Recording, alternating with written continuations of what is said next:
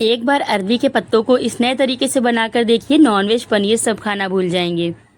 इतना ज़्यादा ये टेस्टी सालन बनकर तैयार होता है कि सब उंगलियां चाटते रह जाएंगे। बिल्कुल न्यू और डिफरेंट स्टाइल से बनाएंगे। एक बार इस तरीके से जब आप बनाएंगे तो लोग आपकी तारीफें करते नहीं थकेंगे। बहुत ही आसानी से बन जाता है, टेस्ट में एकदम लाजवाब बनता है और देखने में कितना ज़्यादा टेम्पटिंग लगता है। बहुत ही माउथ वाटरिंग रेसिपी है। इसको जब आप बनाकर खाएंगे तो फिश करी भी आपको फीका लगेगा, मछली का टेस्ट आप भूल जाएंगे। इतना ज़्यादा ये टेस्टी बनकर तैयार होता है।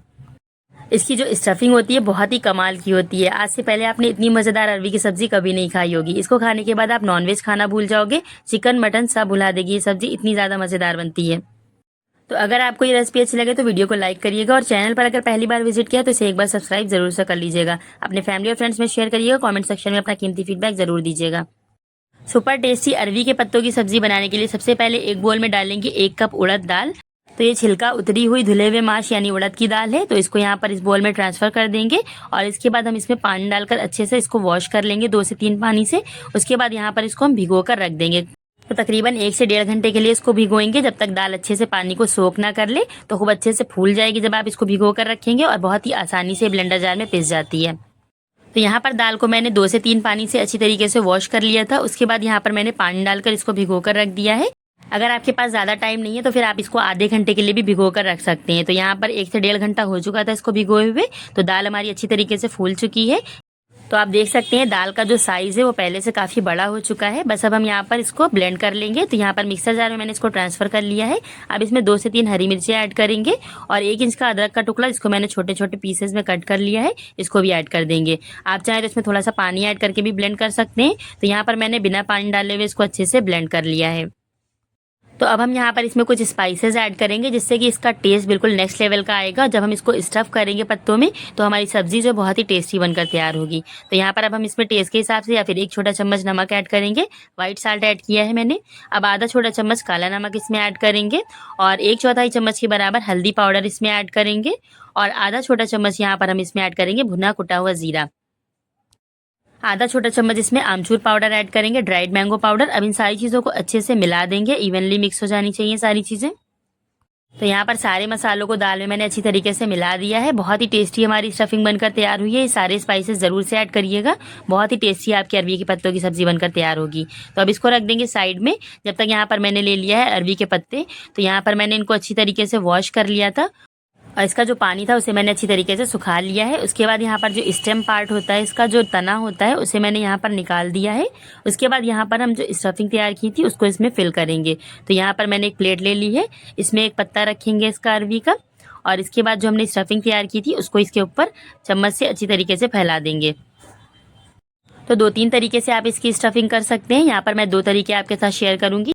आप चाहें तो यहाँ पर स्टफिंग के लिए आधी उड़द दाल आधी चना दाल भी ले सकते हैं, आधा आधा कप, या फिर आप बेसन के साथ भी इसकी स्टफिंग कर सकते हैं। लेकिन जो उड़द के दाल के साथ जो इसका टेस्ट आता है बहुत ही कमाल का होता है। एक बार आप इस तरीके से बनाकर देखिएगा, सारे पुराने तरीके आप भूल जाएंगे। तो इस तरीके से मैंने एक पत्ते पर इसको स्टफ कर लिया है। उसके बाद यहाँ पर एक और पत्ता हम इसके ऊपर रखेंगे और इसके ऊपर फिर से दाल अप्लाई कर देंगे।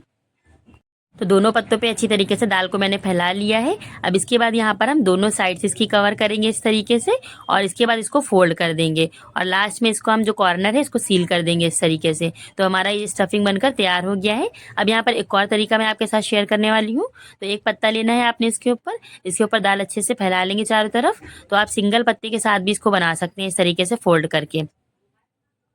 तो ये हमारी सिंगल पत्ते की स्टफिंग हो गई। इस तरीके से भी आप इसको बना सकते हैं और आप चाहें तो इसको 3-4 पत्तों को एक साथ रखकर भी इसका स्विस रोल की तरह भी बना सकते हैं। तो यहाँ पर इसको मैंने इस तरीके से फिल किया और इसके ऊपर एक और पत्ता मैंने रखा, इस पर भी मैंने दाल अच्छे से फिल करी। अब साइड्स को कवर करते हुए इसको अच्छी तरीके से फोल्ड कर देना है। तो बहुत ही आसान सा तरीका है। तो इस तरीके से बहुत ही आसानी के साथ आप इसको बनाकर तैयार कर सकते हैं। तो इसी तरीके से हमने यहाँ पर सारे पत्तों को इस तरीके से फिल करके रख लेना है। अब इस पॉइंट पर आप चाहें तो इन पत्तों को स्टीम भी कर सकते हैं, यानी भाप में आप इसको पका लें, उसके बाद इसका सालन बनाएं। लेकिन यहाँ पर हम इसको फ्राई करके बनाएंगे। फ्राई करके इसका जो मज़ा है डबल हो जाता है। तो यहाँ पर अच्छी तरीके से मैंने ऑयल को गर्म कर लिया है कढ़ाई में। तो यहाँ पर मैंने मस्टर्ड ऑयल यूज़ किया है। तो अच्छी तरीके से धुएंदार जब ये गर्म हो जाएगा तब अरवी के जो पत्ते हमने तैयार करके रखे हैं इन्हें एक एक करके ऐड कर देंगे और अच्छी तरीके से इनको हम फ्राई कर लेंगे। तो बहुत ही केयरफुली डालिएगा, इसमें से बहुत ज़्यादा छींटे आती हैं जब आप इसको डालेंगे, तो आराम से डालिएगा। तो जब एक साइड से ही अच्छी तरीके से गोल्डन फ्राई हो जाएंगे उसके बाद आपने इसकी साइड को चेंज करके दूसरी तरफ से भी अच्छे से इसको तल लेना है। गैस की फ्लेम को हम यहाँ पर मीडियम टू हाई रखेंगे, बहुत ज़्यादा तेज़ आंच पे भी नहीं तलेंगे, ना ही बिल्कुल लो फ्लेम पर। लो फ्लेम पर तलने से थोड़ा सा ज़्यादा ऑयल एब्जॉर्ब कर लेते हैं। तो यहाँ पर अच्छी तरीके से मैंने इसको फ्राई कर लिया है। बस 1 से 1.5 मिनट में ये अच्छे से फ्राई हो जाते हैं। जब एक साइड से ये फ्राई हो जाएंगे तब हम इसकी साइड को इस तरीके से चेंज कर देंगे। तो आप देख सकते हैं इसका गोल्डन कलर हो चुका है। अब दूसरी साइड से भी इनको अच्छे से फ्राई कर लेंगे। तो यहाँ पर दोनों साइड मैंने चेंज कर दी है इनकी। तो आप देख सकते हैं नीचे वाली साइड का कलर अच्छा खासा गोल्डन आ चुका है। अब इधर से भी हम इनको अच्छे से फ्राई कर लेंगे, उसके बाद हम इसको निकाल लेंगे। और फ्राई करके निकालने के बाद हम इसकी कटिंग करेंगे। तो आप अपने मनपसंद शेप में इसको कट कर सकते हैं। आप चाहें तो इसके 2 पीसेज में कट कर लें या फिर 3 पीसेज में कट कर सकते हैं, या जिस तरह से आप चाहें आप कट कर सकते हैं, जो आपको शेप पसंद हो। तो यहाँ पर बहुत ही अच्छे से फ्राई हो गया। आप देख सकते हैं इसका कलर कितना अच्छा सा आया है। तो बाकी के बचे हुए दूसरे बैच में इसको फ्राई कर लेंगे। उड़द की दाल के साथ बहुत ही टेस्टी बनकर तैयार होते हैं। एक बार इस दाल के साथ ज़रूर से बनाकर ट्राई करिएगा। और अगर आपको ये रेसिपी अच्छी लगे तो वीडियो को लाइक और चैनल को सब्सक्राइब ज़रूर से कर लीजिएगा। तो सेम स्टेप सेम प्रोसेस को फॉलो करते हुए दूसरा बैच भी अच्छे से फ्राई कर लेंगे। तो यहाँ पर एक साइड से ही अच्छे से फ्राई हो गए, दूसरी साइड इसकी चेंज कर देंगे। उसके बाद उस साइड से भी हम इसको अच्छे से फ्राई कर लेंगे। तो यहाँ पर आप देख सकते हैं कितना अच्छा सा गोल्डन ब्राउन कलर इसका आ चुका है, यानी कि बहुत ही अच्छे से ये फ्राई हो चुके हैं।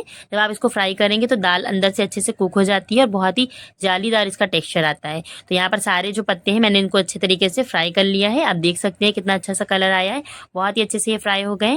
तो इस तरीके से पीसेज में मैंने इसको कट कर लिया है। तो आप जैसा शेप चाहें वैसे कट कर सकते हैं। तो आप देख सकते हैं अंदर तक दाल बहुत ही अच्छे से कुक हो चुकी है और बहुत ही जालीदार इसका टेक्सचर है। अब इसी तेल में कुछ स्पाइसेस ऐड करेंगे। तो 1 बड़ी इलायची मैंने ली है, 2 लौंग ली है और 2 से 3 मैंने हरी इलायची ली है। तो इसे इसमें ऐड कर देंगे।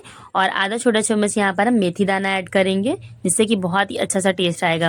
तो आधा छोटा चम्मच यहाँ पर मैंने मेथी दाना इसमें ऐड कर दिया है। जब ये अच्छे से क्रैकल हो जाएगा तब हम इसमें 1/4 चम्मच के बराबर हल्दी पाउडर ऐड कर देंगे। इससे जो सालन का जो कलर है बहुत ही अच्छा सा आता है। तो ऑयल में डालने से बहुत ही अच्छी तरीके से हल्दी भुन जाती है और इसका कच्चापन बिल्कुल अच्छे से निकल जाता है।